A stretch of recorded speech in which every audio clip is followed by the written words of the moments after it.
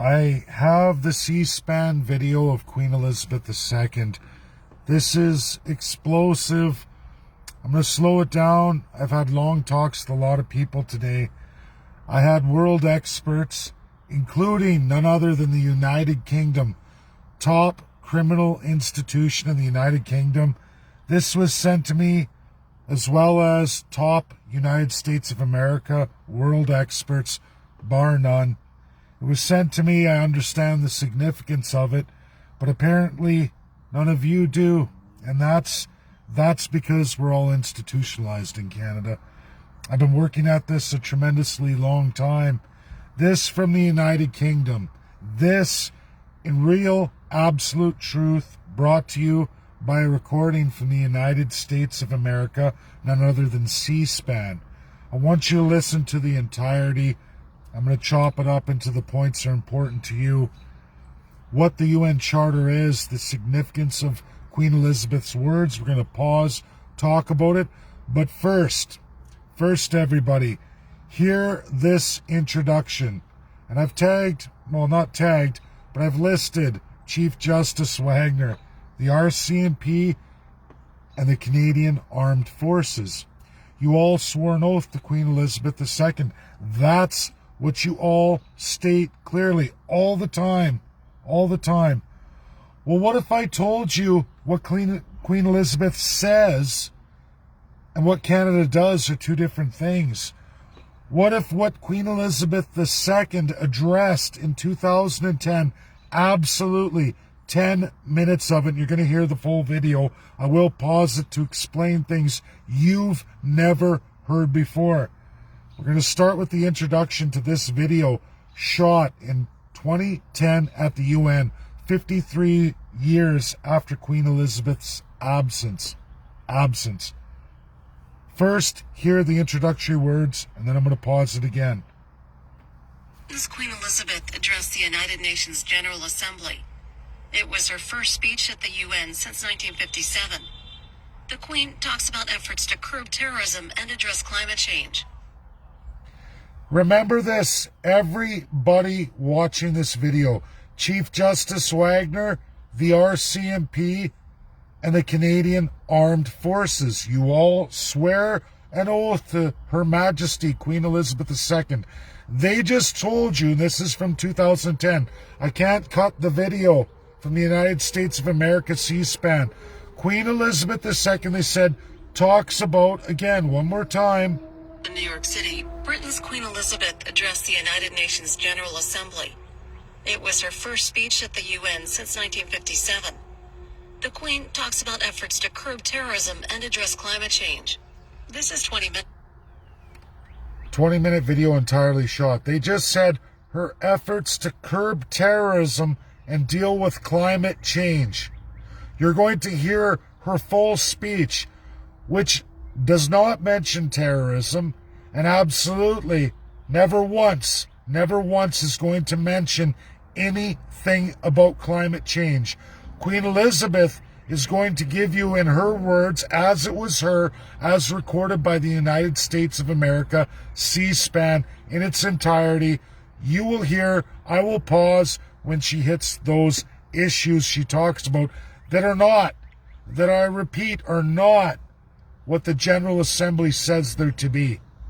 That's not what she says, and you will clearly hear the video. At the end, we're going to readdress it. Did you hear her ever talk about terrorism or climate change? Now I'm going to skip ahead to the video. It's 20 minutes. Queen Elizabeth II gets her chance to speak and give her speech to all the nations of the world. You're going to hear her address everybody as Queen of 16 nations. Make us confront tree. I'm just going to get to the point. Okay. Now we're going to get into the former president of the UN. He's no longer the president now. Listen to what he says. I will pause certain elements of that too. Ready? Your Majesty, Your Royal Highness, Mr. President, Excellencies, we are honored by your presence, Your Majesty. In a changing and churning world, you are an anchor for our age. Your reign spans the decades, from the challenges of the Cold War to the threat of global warming. From the Beatles to Beckham, from the television to Twitter. Through the years, you have traveled the world and met its people. You have become a living symbol of grace, constancy, and dignity. Your Majesty, in 1957, you first visited this chamber when the United Nations was still young. Over half a century ago, you told the General Assembly that the future would be shaped by more than the formal bonds that unite us. It would be shaped by the strength of our devotion. Devotion to the hopes and great ideals of the UN Charter. Pause. By the hopes of the UN Charter. Now, he spoke of climate change. That's the only time you hear it. He says her 1957 address about the UN Charter, which nobody reads. Nobody reads the Charter. I listen to people talk about the UN. This is the binding power in the world. The absolute law is the UN Charter. Every nation in the world signed the UN Charter. There are enshrined human rights inside the UN Charter no nation gets to get away with. That's the power of the UNSC. Remember, everybody, Queen Elizabeth is queen from UK and 16 countries. UK is a UNSC Permanent 5 member. You just heard the president remind that it's about the UN Charter because that's absolute law in this entire world by the UNSC. It's important. And prosperity. With you at the helm, the United Kingdom and the Commonwealth have contributed immensely to the United Nations. Today, the 4 largest providers of UN peacekeeping troops are Commonwealth countries. Around the world, you are working with us to foster development, advance human rights, and promote global security. In September, we will gather to advance this mission further still by pushing for progress towards the Millennium Development Goals. This is the blueprint of the world. Millennial Development Goals, everybody. Millennial Development Goals. Not sustainable goals, not any Green New Deal, not Agenda 2021, not Agenda 2030, Millennial Development Goals. What is Millennial Development Goals? You're going to hear Queen Elizabeth II talk about Millennial Development Goals. Do you know what Millennial Development Goals are and where they came from, which is not present anywhere in the UN General Assembly today in non-binding agreements? Millennium Development Goals are for the youth of tomorrow to have affordable living, to make sure we never drive the cost of living, which is represented in the UN Charter of 1945. Did you know that, Canadians, that in the UN Charter 1945, it is illegal worldwide to drive the costs of the people so astronomically high that they can't afford a basic living themselves by the sweat of their brow? It is enshrined in the UN Charter 1945, last time ever repeated here because Queen Elizabeth II, Chief Justice Wagner, RCMP, and Canadian Armed Forces. Did you know that that is what Queen Elizabeth II mandates of all of you? And you're going to hear it in her own words. Millennial Development Goals. Show me that in Canada right now. Oh, you don't. You have Sustainable Development Goals. Oh, you have cities driving the cost of living so high that the youth of tomorrow can't afford a place to live. They can't even buy a place. You have spit all over Queen Elizabeth II. You're going to hear her words more than 10 years ago in her real words that had nothing to do with that introduction by the General Assembly. So, Chief Justice Wagner, RCMP, and Canadian Armed Forces, you say you swore an oath to the Queen. You're acting in the Queen's behalf. We're going to go through her entire speech here. For the first time, Canada sees her speech as it really was. There's the video. I haven't edited nothing. I couldn't. This is from the United States of America and the United Kingdom's top criminal law institution, who loves Her Majesty. Best minds in the world. Two of 5 most powerful nations in the world giving absolute truth. Leaders to save lives of the poor and vulnerable, to combat hunger and disease, to promote gender equality, and to provide education, opportunity, and decent work to billions of people.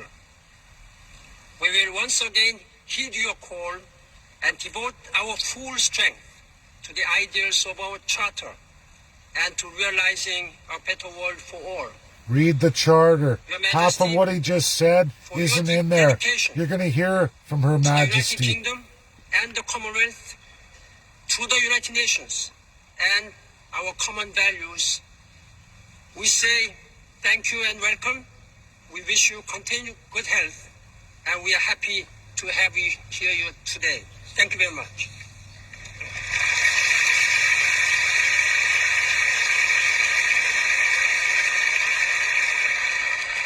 I have the honor to invite Her Majesty Queen Elizabeth II to address the General Assembly.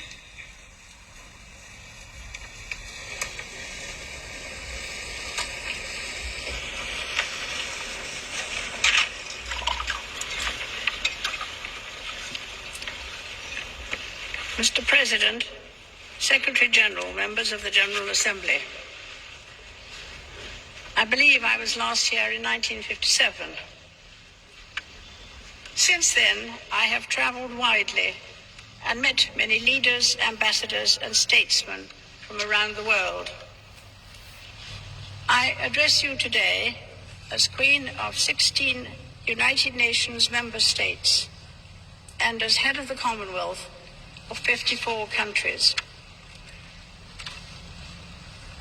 I have also witnessed great change, much of it for the better, particularly in science and technology and in social attitudes. Remarkably, many of these sweeping advances have come about not because of governments, committee resolutions, or central directives, although all these have played a part, but instead because millions of people around the world have wanted them. For the United Nations, these subtle yet significant changes in people's approach to leadership and power might have foreshadowed failure and demise. Instead, the United Nations has grown and prospered by responding and adapting to those shifts. But also, many important things have not changed.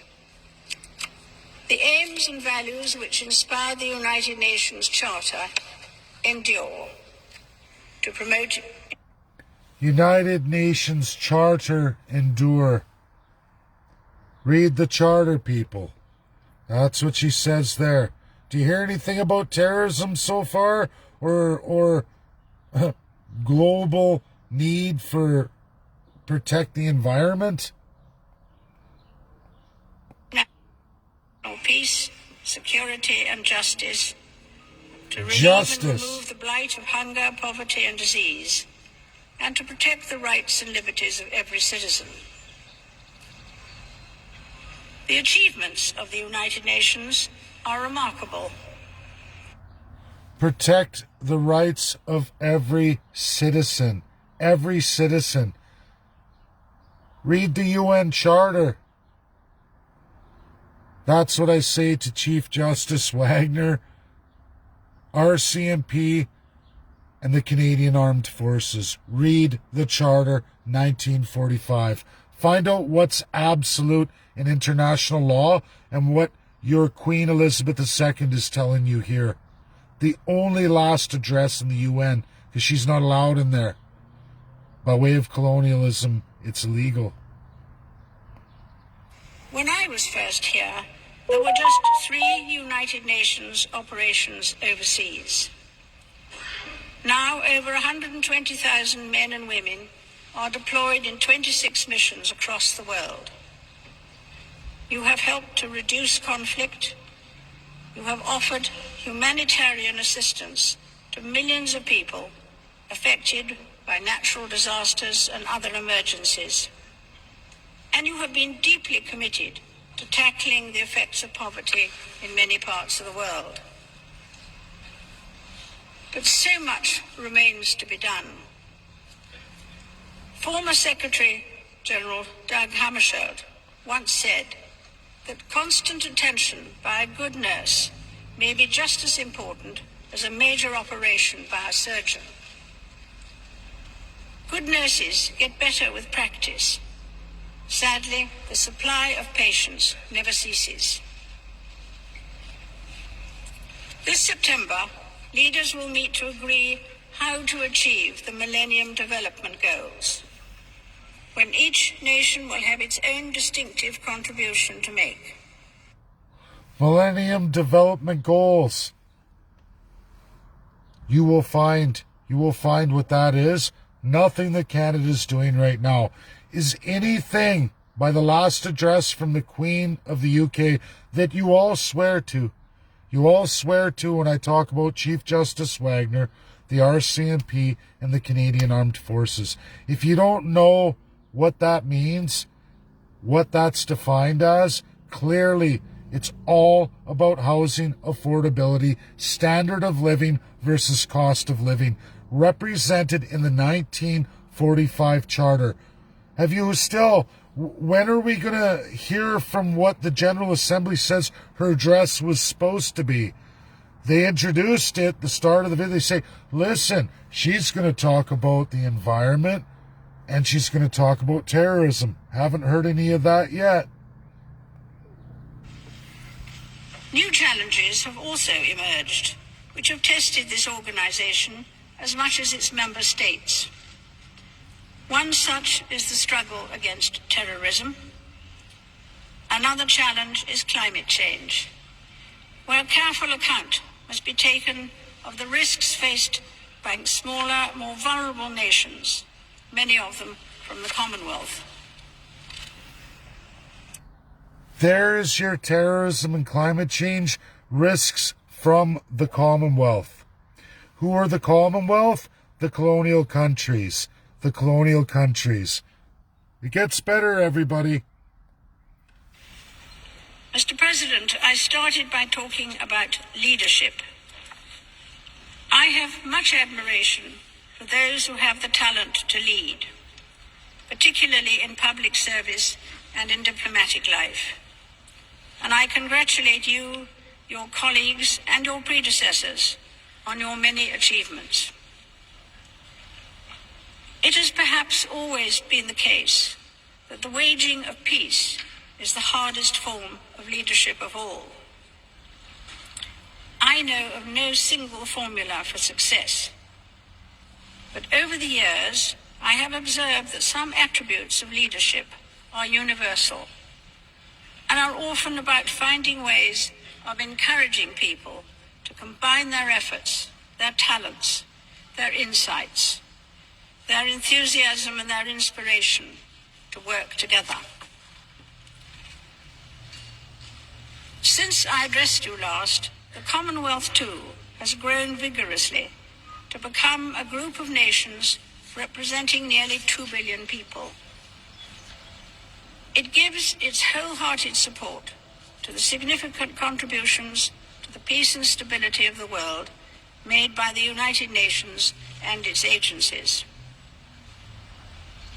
Last November, when I opened the Commonwealth Heads of Government meeting in Trinidad and Tobago, I told the delegates that the Commonwealth had the opportunity to lead.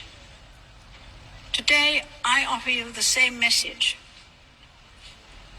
For over 6 decades, the United Nations has helped to shape the international response to global dangers. The challenge now is to continue to show this clear and convening leadership while not losing sight of your ongoing work to secure the security, prosperity, and dignity of our fellow human beings. When people in 53 years from now look back on us, they will doubtless view many of our practices as old-fashioned.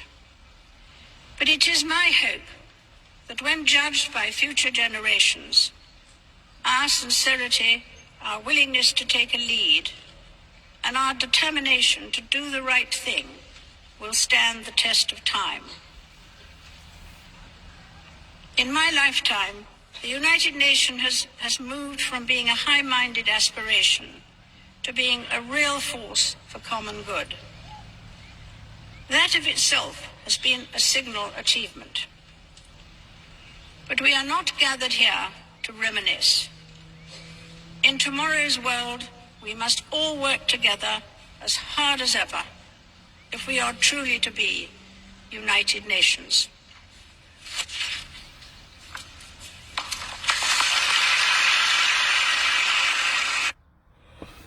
Out of that entire speech, the focus was on two words where they cut off the rest of what she said.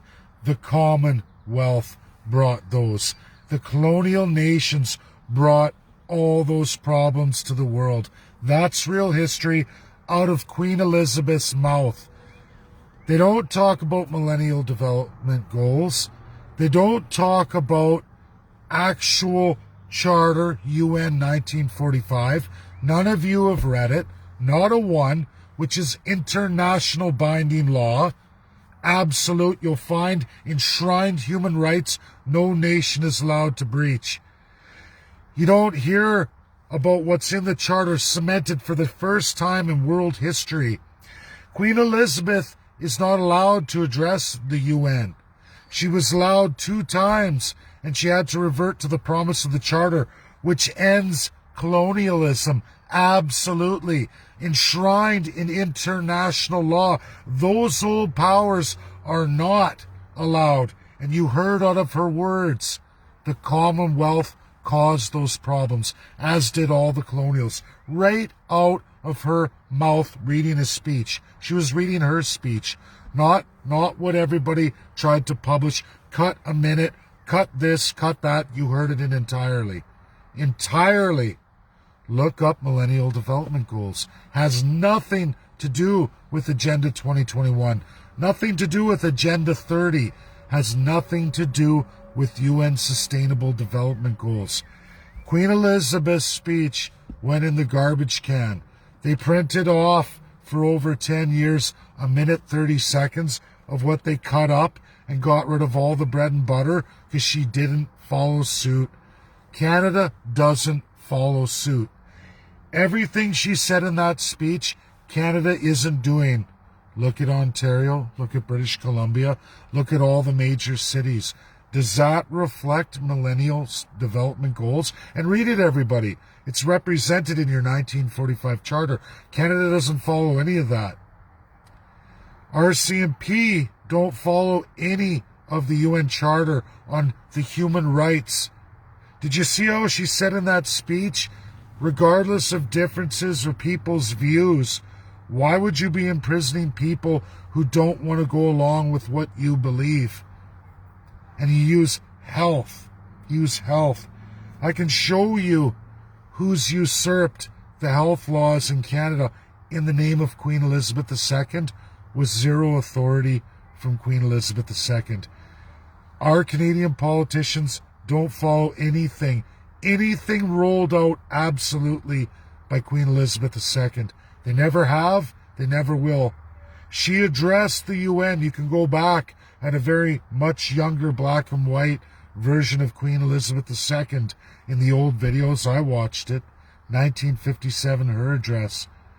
She was put up there to make the address. League of Nations is gone. Go along with the UN Charter.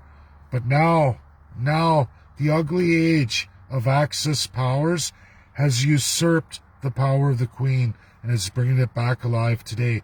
Canada is becoming and access power against the United States of America, the former Soviet Union, which is the Russian Federation today, against the UK, against France, and against China. That's reality. NWO, Canadians, we are part of the NWO. We're the rogue UN state perpetrating this. You heard the video in its entirety. The minute 31 that was presented and is presented all over YouTube, all over everywhere, from that time to even now, is all sliced and cut from that full speech, the only one in existence from the United States of America, archived with the highest law institution, criminal law institution of the UK, given to me to share with all of you. Thank you. That's my video. Don't know what else to say, everybody.